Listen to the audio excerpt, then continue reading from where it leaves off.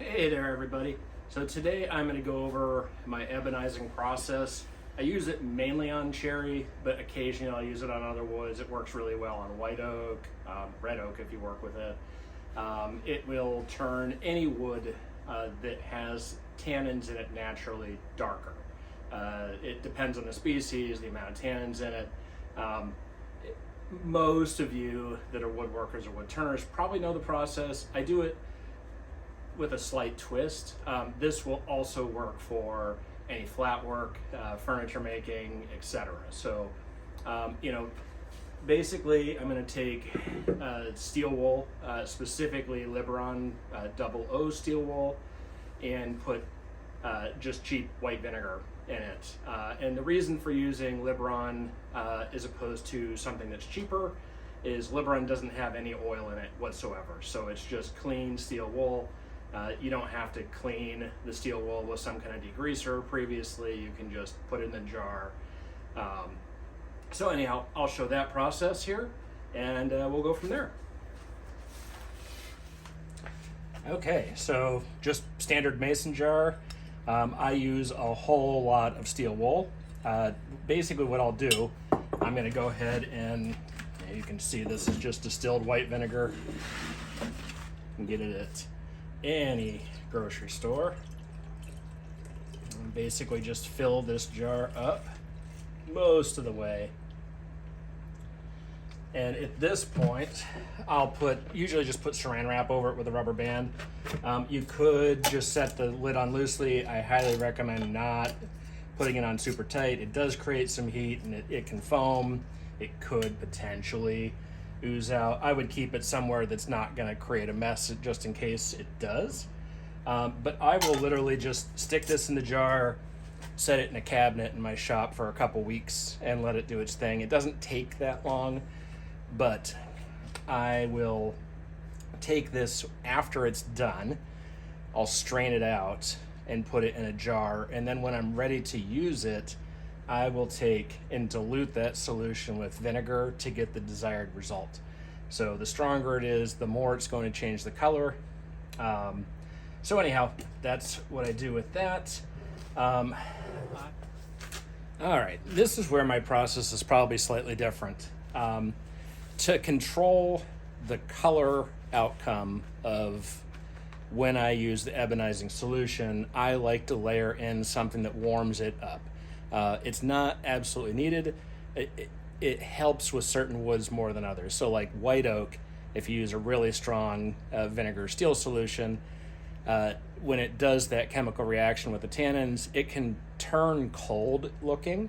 So this step helps me warm it up, change the color profile a little bit. So take some water and some Van Dyck Crystals, which if you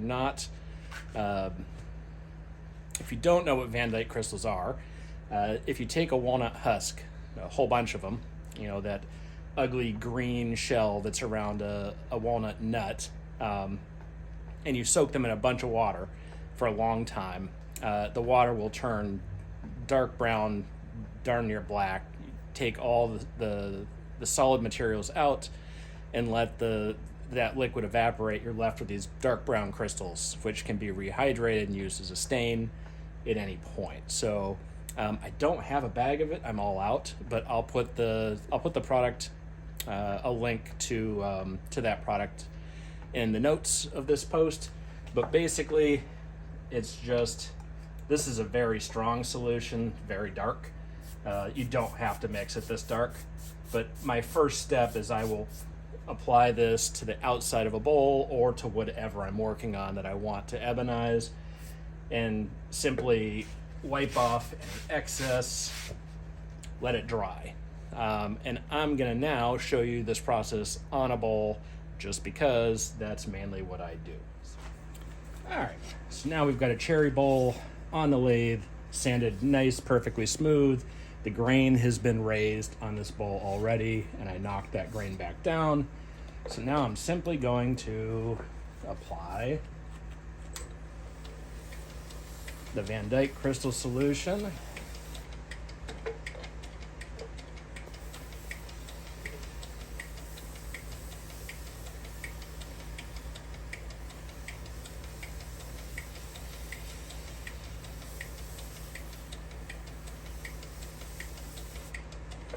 just like that. And then I'll take just a paper towel, get rid of any excess that might be there. You don't want any streaking. It will show up later.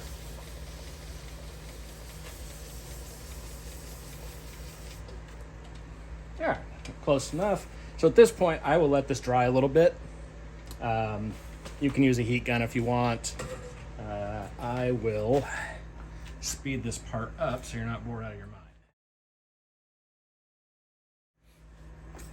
Okay, so that Van Dyck solution is now dry. Now I'm going to apply the vinegar and steel solution, which I believe is technically iron oxide. And that is what reacts with the tannins in the wood. And this will start to blacken very quickly. As it dries, it'll get darker and darker. So, and like I said, you can change how much this reaction changes depend on the strength of both the Van Dyck solution and the vinegar and steel solution. So at this point, I will let this sit and just kind of soak for a few minutes, and then I'm going to come in with a paper towel, wipe off the excess, use my heat gun again just to speed up the process, and we'll go from there.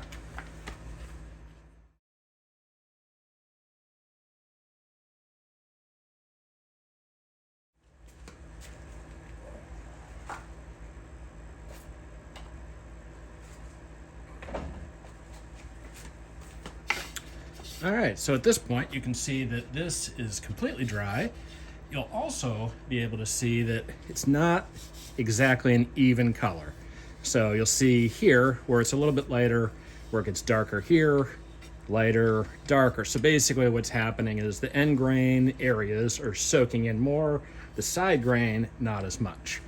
You're never going to get an even color with the bowl. There's just too much variation, side grain to end grain.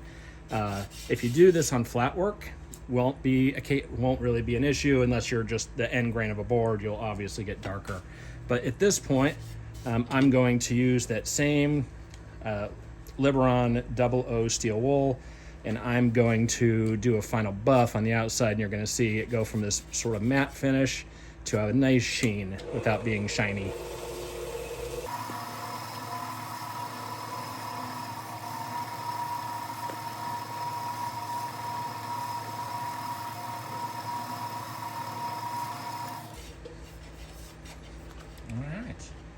There you can see it's a nice low sheen. Obviously there's no finish on this yet. And something to keep in mind, when I put oil on this, is going to get significantly darker. So it's sort of a trial and error thing. I've done this for a lot of years. I know about the color I want. I know what it looks like at this stage versus when there's oil on it.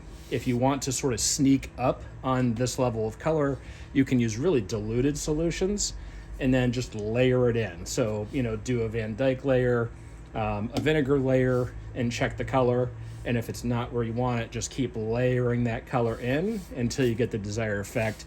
Thankfully I've got it down to a pretty good science at this point, so I don't have to do that a lot. Unless it's a custom thing where a customer wants something very specific, this is what I do. So whether you're a maker, wood turner, furniture maker that wants to change the color of something, or whether you're one of my finish customers, it's a really great way to change the color, the appearance of a piece of wood, especially if you're using it for food service, where you don't have to worry about having, there's nothing toxic in it. It's all natural. There's nothing in this that's going to harm you. You're not using some nasty stain that's full of petrochemicals and all kinds of stuff that you don't want anywhere near your food supply, which our food supply is bad enough as it is. Don't really want to go into details about that today, but anyhow, I will put some links in the notes on this post with the steel wool for Van Dyck Crystals, and then obviously the vinegar can be purchased at any store, and anything else I think of after I finish the video that I may have forgot to cover during the video. So anyhow, everybody, I hope that you enjoyed this one.